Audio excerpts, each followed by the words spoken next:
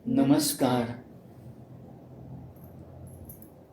सनातन संस्था और हिंदू जनजागृति समिति द्वारा आयोजित इस नाम सत्संग में आप सभी का पुनः हार्दिक स्वागत है।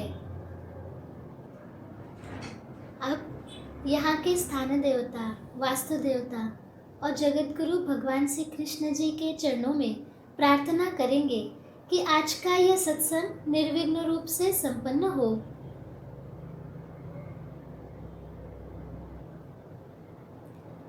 कल के नाम सत्संग में हमने जपमाला के प्रकार और उनका लाभ समझ कर लिया था। आज के सत्संग में हम जपमाला के विषय में और अधिक जानकारी लेंगे। अब हम नाम सत्संग का आरंभ करते हैं। सनातन संस्था के धर्म प्रचारक संत सद्गुरु नंद कुमार जादव जी हमारा मार्गदर्शन करेंगे और उसके बाद प्रत्यक्ष संतों के साथ हम सामूहिक नाम जप अर्थात एक ही समय पर अपने अपने स्थान पर नाम जप करने का प्रयास करेंगे। अब मैं सनातन संस्था के धर्म प्रचारक संत सद्गुरु नंद कुमार जादव जी से प्रार्थना करती हूँ कि हमारा भी मार्गदर्शन करें। जी, मैं भगवान श्री कृष्ण जी के चरणों में वंदन करता हूँ। आप सभी से अनुरोध है कि आप अपने इष्ट देवता अथवा उपास्य देवता अथवा कुल देवता से प्रार्थना करें कि आज का यह कार्यक्रम हम निर्विघ्न रूप से सुन पाएं। आज के नाम सत्संग के आरंभ में हम एक कथा सुनेंगे। एक बार समर्थ रामदास स्वामी भिक्षा मांगते हुए एक घर के सामने खड़े हुए और उन्होंने आवाज दी, जय जय रघुवीर समर्थ। तब घर से महिला बाहर आई। उसने उनकी झोली में भिक्षा डाली और कहा, महात्मा जी कोई उपदेश दीजिए। स्वामी जी बोले, आज नहीं कल दूंगा। दूसरे दिन स्वामी जी ने पुनः उस घर के सामने आकर आवाज दी, जय जय रघुवीर समर्थ। उस घर की स्त्री ने उस दिन खीर बनाई थी जिसमें बादाम पिस्ते भी डाले थे। वह खीर का कटोरा लेकर बाहर आई। स्वामी जी ने अपना कमंडल आगे कर दिया। वो स्त्री जब खीर डालने लगी तो उसने देखा कि कमंडल में गोबर और कूड़ा भरा है। उसके हाथ रुक गए। वो बोली, महाराज ये कमंडल तो गंदा है। स्वामी जी बोले, हाँ गंदा तो है, किंतु खीर इसमें डाल दो। स्त्री बोली, नहीं महाराज, तब तो खीर खराब हो जाएगी। मुझे दीजिए वो कमंडल, मैं इसे स्वच्छ कर लाती हूँ। स्वामी जी बोले, मतलब जब कमंडल साफ हो तभी खीर डालोगी ना?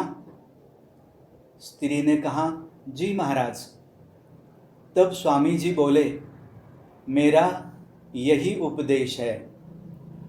मन में जब तक चिंताओं का कूड़ा कचरा और बुरे संस्कारों का गोबर भरा है, तब तक उपदेशामृत का कोई लाभ नहीं होता।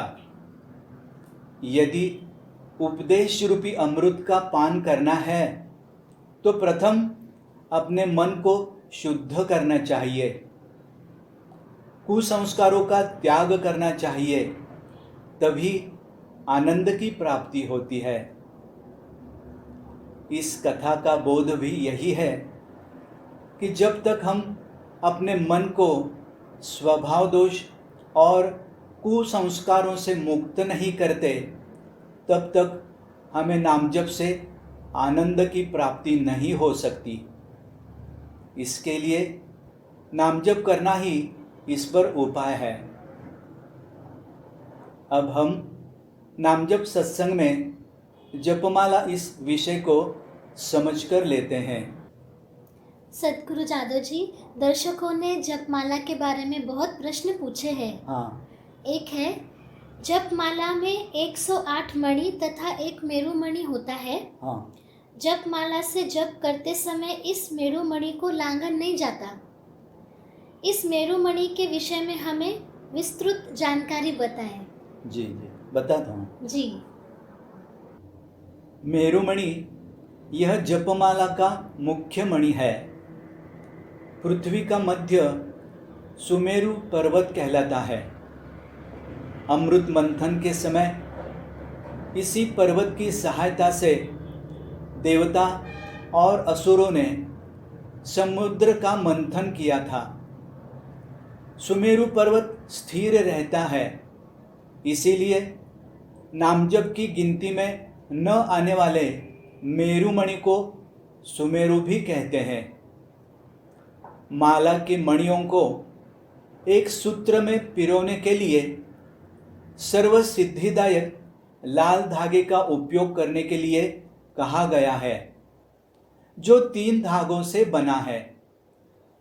इस माला के मध्य पर मेरुमणि बांधकर उस पर ब्रह्मगांठ लगाई जाती है। 2 मणियों के बीच गांठ इसलिए बांधी जाती है जिससे वे एक दूसरे से न टकराएं। जी, जपमाला से नामजप करते समय मेरुमणि तक पहुंचने पर माला को उल्टा क्यों घुमाते हैं? हाँ, इसका भी कारण है। जी बताता हूँ। जी सनातन संस्था के प्रेरणा स्थान संत भक्तराज महाराज जी कहते थे कि जप क्रिया को भूलने के लिए मेरुमणि तक पहुंचने पर माला को उल्टा घुमाते हैं। इससे स्पष्ट होता है कि जप कितना हुआ इसका हिसाब रखना भी अयोग्य है। मेरुमणि तक पहुंचने पर माला को उल्टा घुमाने का अध्यात्म शास्त्र अब हम समझ लेते हैं। जिस प्रकार साधक की दृष्टि से ईड़ा और पिंगला नाड़ियों के सक्रिय होने का महत्व नहीं है तथा दोनों के बीच स्थित सुषुम्ना नाड़ी के सक्रिय होने का महत्व है, उसी प्रकार केवल एक दिशा में माला फेरना साधक की दृष्टि से उचित नहीं होता। जैसे ईड़ा एवं पिंगला नाड़ियों के मध्य में सुषुम्ना नाड़ी होती है, उसी प्रकार माला के उल्टे सीधे फेरों के मध्य मेरुमणि होता है। यदि मेरुमणि को लांघने की चूक हो जाए तब प्रायश्चित्त के रूप में 6 बार प्राणायाम करना चाहिए। जी, और प्रश्न है, माला के मणियों को अपनी ओर क्यों फेरते हैं? इसका भी कारण बताता हूँ। जी आप सभी दर्शकों से इस विषय में अनुरोध है कि आप एक प्रयोग करके देखें। माला के मणियों को अपनी ओर ना फेर कर बाहर की ओर फेर कर देखें, क्या अनुभव होता है। अधिकांश लोगों को ऐसा करने से कष्टदायक अनुभूति होती है, क्योंकि अपनी ओर माला फेरते समय प्राणवायु सक्रिय होती है।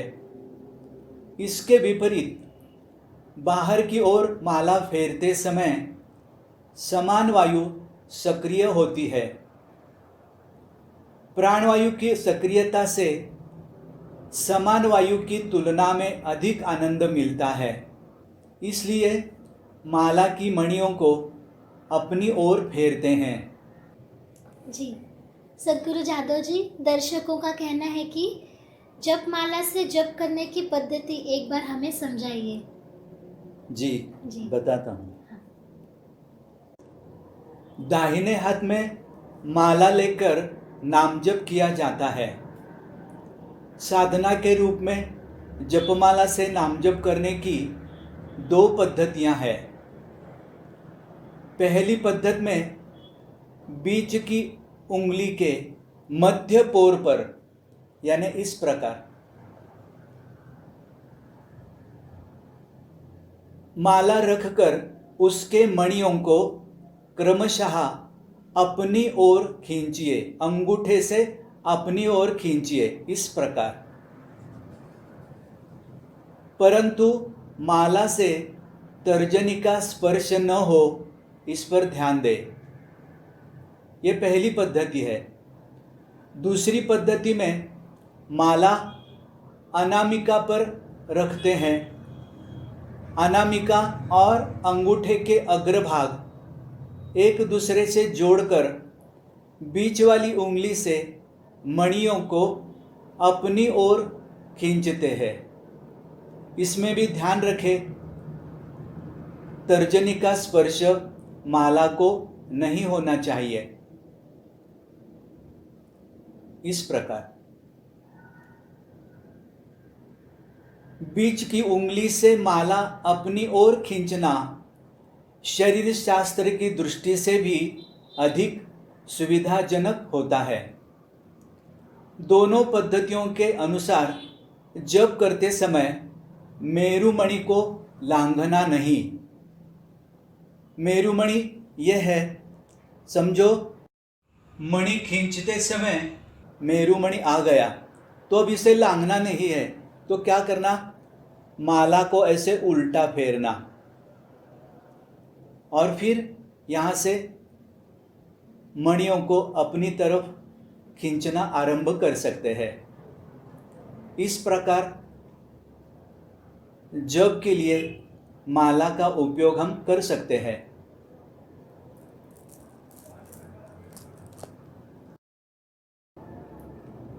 तंत्र मार्गी उपासक सिद्धियों की प्राप्ति के लिए माला को अनामिका पर रख के अंगूठे से खींचते हैं। जी सद्गुरु जादव जी, ये सूत्र अच्छे से समझ में आया। आगे प्रश्न है, क्या अलग अलग देवताओं की उपासना के लिए अलग अलग प्रकार की माला का प्रयोग करना चाहिए? ऐसे कर सकते हैं जी, बताता हूँ। हाँ जी। उस विषय में भी जिस देवता का नाम जप करना हो उसके पवित्रकों को, अर्थात सूक्ष्माति सूक्ष्म तत्व को आकर्षित कर सके ऐसे मणियों की माला का प्रयोग करना चाहिए।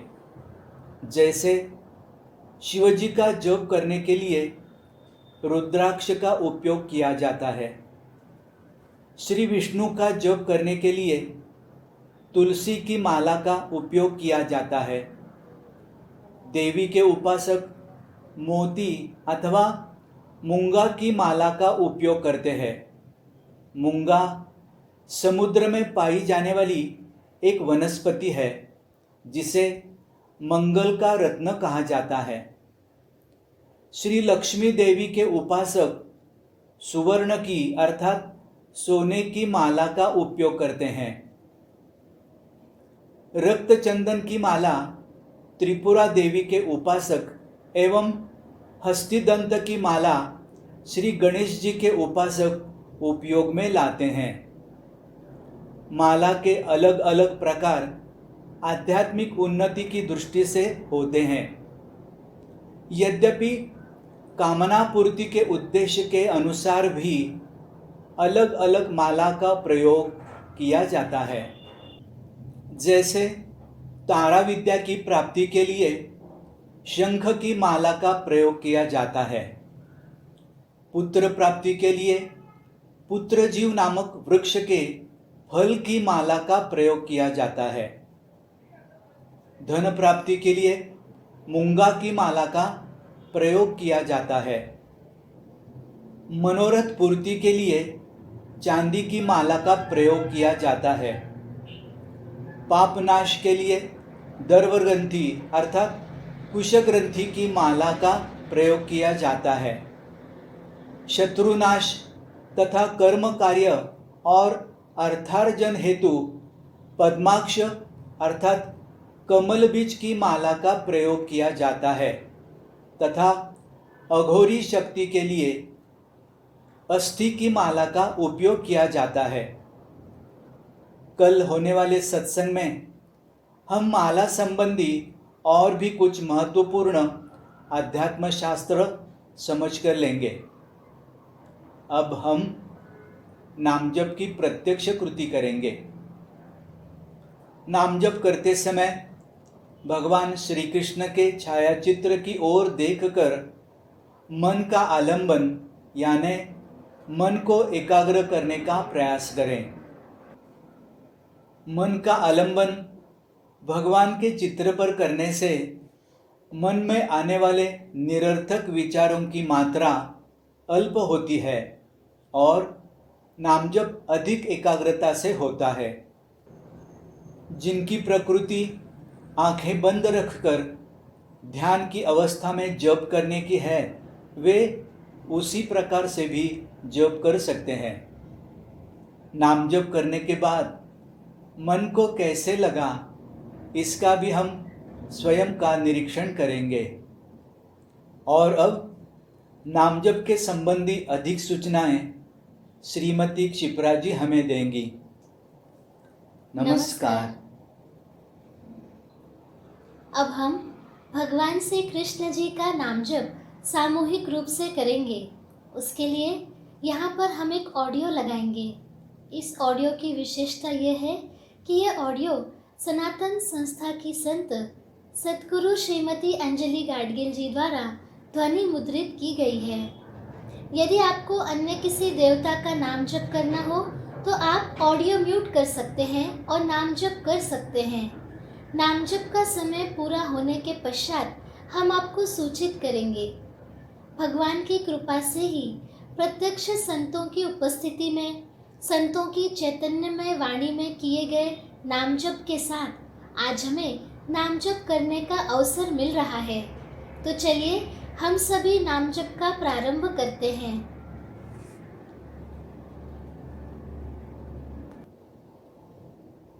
ओम नमो भगवते वासुदेवाय। ओम नमो भगवते वासुदेवाय। ओम नमो भगवते वासुदेवाय।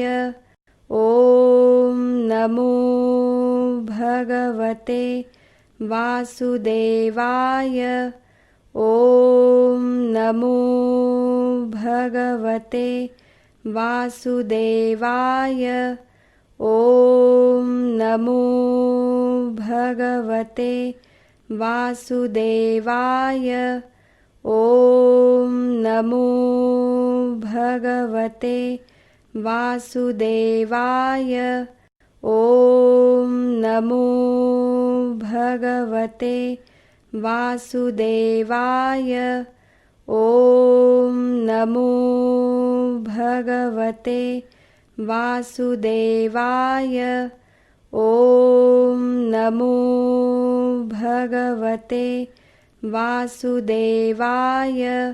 ओम नमो भगवते वासुदेवाय। ओम नमो भगवते वासुदेवाय। ओम नमो भगवते वासुदेवाय। ओम नमो भगवते वासुदेवाय। ओम नमो भगवते वासुदेवाय। ओम नमो भगवते वासुदेवाय।